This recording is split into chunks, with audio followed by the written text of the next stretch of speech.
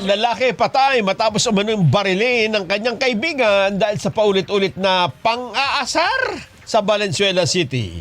Isang senior citizen naman ang nadamay matapos tamaan ng ligaw na bala. Jimboy Tejano, balita. Jimboy.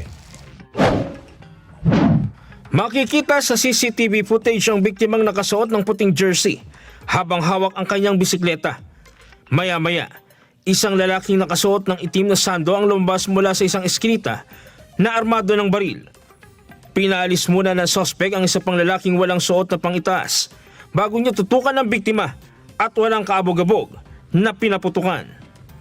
Sa insidente, nadamay ang isang 62 anyos na babae matapos bumanda ang bala sa isang gate at tumama sa kanyang kaliwang hita. Nangyari ang pamamaril sa Serrano Street, Barangay Marulas, Valenzuela City. Naisugod pa sa ospital ang biktima at sinubukang i-revive, ngunit kalaunay namatay rin.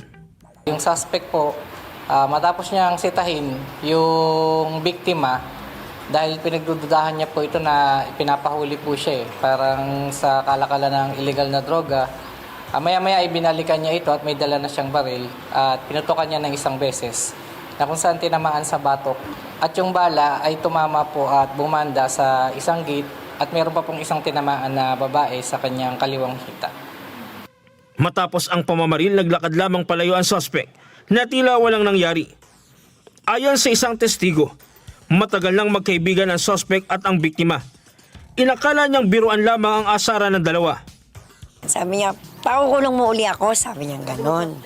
Oo, sabi niya, pakukulong mo uli ako, sabi. Pero nakangiti po siya. Asaran po sila, tapos isa naman parang tumatawag, kunyari, nangaasar.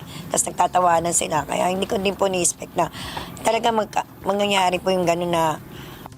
Agad na nagsagawa ng malawakang pagtugis ang Valenzuela Police. Makalipas ang halos 2 oras at kalahati, naaresto ang suspect sa loob ng isang bahay sa isang compound, malapit lamang sa pinangyarihan ng krimen. At base po sa aming CCTV backtracking and forward tracking, nakita po namin na pagpasok po niya doon sa compound, hindi na po siya lumabas. Kaya napagtanto po namin na malaki ang posibilidad na nandun siya sa area. Na-recover sa suspect ang isang kalibre 38 na baril na kargado ng bala.